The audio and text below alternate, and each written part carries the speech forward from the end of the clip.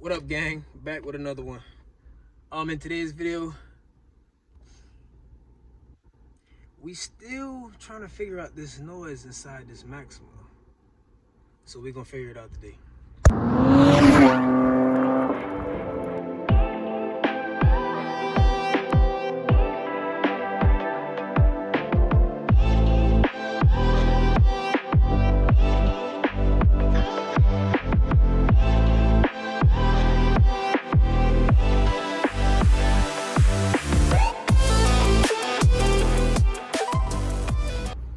So as you guys can see, again, I already got my car in the air. I already got my tire off. I already got it jacked up. So what I've came to a conclusion that the noise that I've been getting in my car wasn't my lower control arm that I fixed, which is all greasy, coming from, I think, my brake reservoir fluid. But we're gonna get to that. We're gonna fix that soon too. Again, as always, excuse all the wiring. But I watched a few videos, talked to a few people, other Maxima owners obviously, and my boy Seth, shout out to my boy Seth, y'all go follow him on all social media platforms. But so we was riding the other day, we took a group ride the other day, and we pulled over to a gas station, and I got there after him. He was driving my car, I was riding his bike, and he said he knows where the noise is coming from. Now, like I said, I've been dealing with this noise for maybe maybe over a month now, and he figured it out before I did. So usually, here's the deal, right? So this cover goes right here, right? It goes right there, just like where all the other covers are. And so I barely take it off when I'm working on my car. So I guess he removed it, and he noticed that my strut cap is off-centered and it's shattered. As you can see, the rubber pieces are still in here. Why I haven't thrown those away yet, I don't know. But that's where the noise is coming from. Like I said, it's supposed to be centered and it's kind of off. Now the other day it was up here. It was up closer to the lip right here. So obviously it's moving around, which means this strut mount is bad.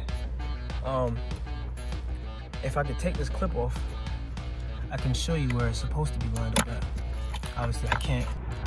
So I got the clip off. Couldn't do it with one hand. But as you can see, well, this one ain't good either. No! God, please, no! No! No! Well, as you can see, this one is perfectly aligned in the middle. And now that I'm looking at it, it also has a cracked bushing, which isn't good at all. But as you can see, it's in the middle. But if you come over here, this one isn't, and it's completely dismounted. So it looks like I'll have to buy two of them. I'm actually getting the part from AutoZone today. I'll be replacing that one. Obviously, I'll have to be replacing that one soon. And I still haven't got around to replacing this lower control arm because the bushings in that one are also going out too. But I'll wait till bare minimum till I have to, you know. But I'm probably going to be replacing both soon. I've been out of work for the last couple of days because I hurt my knee at work. So I'm trying to save as much bucks as I can. Anywho, I'm going to be replacing the passenger side strut mount on 7th gen Nissan Maxima. So the first thing you want to do is remove all lines from the actual strut. This right here is called the strut. Now I won't have these for long because I plan on getting coilovers. So this whole thing will be getting replaced, this whole entire assembly right here. So this won't even be in the car after a while. But I'm definitely going to replace what I can now so that I can continue to drive my car. But like I said, the first thing you want to do is remove wires. So you want to, this is your, I believe this is the ABS wire, and you want to remove the brake line as well. I believe this is held on by a clip, and you just bend it backwards and pull it off. And then this is just a rubber gasket that just comes right off on both sides. So I'm going to do that and then get back with you. So as you guys can see, I got the ABS wire off, I got the brake line off, and now before you get to this point of taking these bolts off, you want to take the sway bar link off, which is this bar right here, right behind it. And excuse all this wiring. All of this wiring goes to my LED underglow and my ring lights, which is removed, which is why this bracket is just sitting here. To take these off, these bolts off, this is a 21 millimeter, and this is 18. As you can see, I don't have an open end wrench or socket to do it, so I'm gonna have to use my lug nut remover. What? What the fuck? And I'll get back to you when I get those off.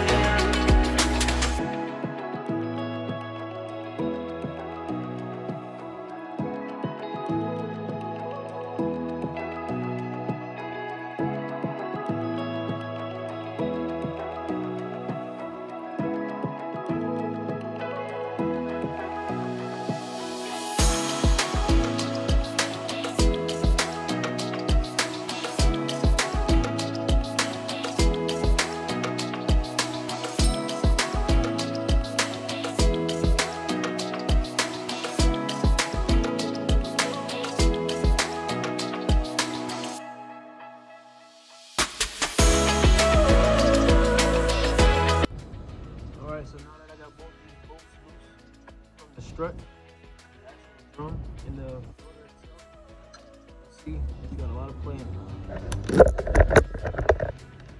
As you can see. So now what you want to do is you want to go up here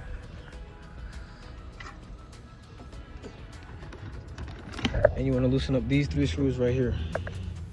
But you don't want to fully loosen them because it'll just drop, and you don't want it to just drop. So you want to loosen and break all of these and leave one in so that you can actually hold the actual strut itself, and then unscrew the last one. So I'm gonna go ahead and break these off and loosen these up, and then I'll get back with you.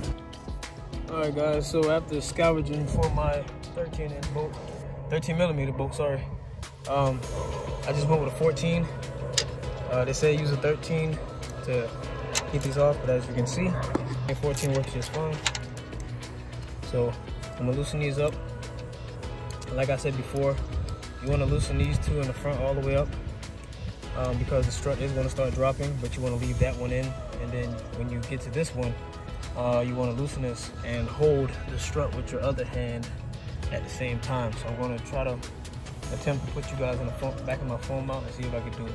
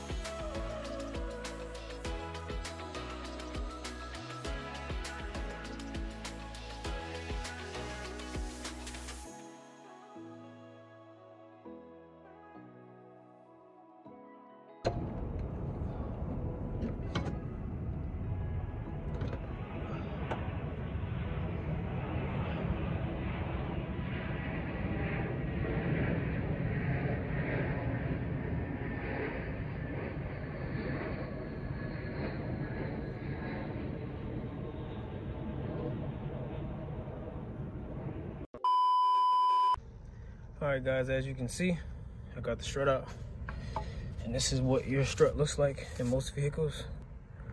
Mine is bent, damaged, cracked, ruined, and all that other good stuff. So now what I have to do, I have to take an Allen key and insert it right there in that hole right there. And then I believe torque that screw out right there. I could be wrong. But anyways, so I'm gonna get this part off because I believe this right here is the replacement KYB suspension mount.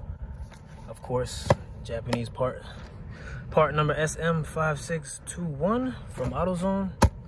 So I'm gonna get this out of here, get that off, get this replaced, and we'll go from there. A few minutes later. All right, so I just opened the brand new strut mount that I'm replacing, and as you can see, there's a total difference.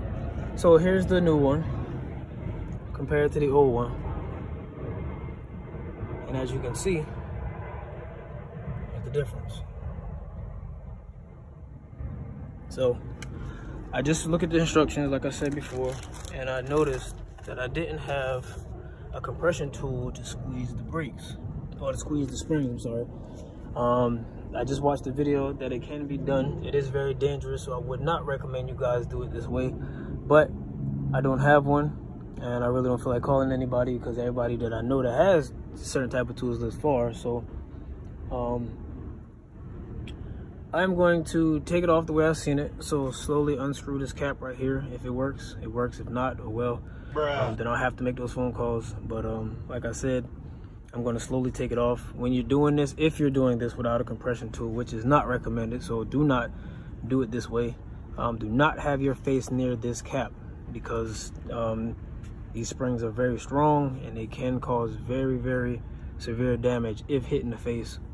Worst case scenario, I get knocked out, get my eye poked out, get my face blown off, whatever the case may be.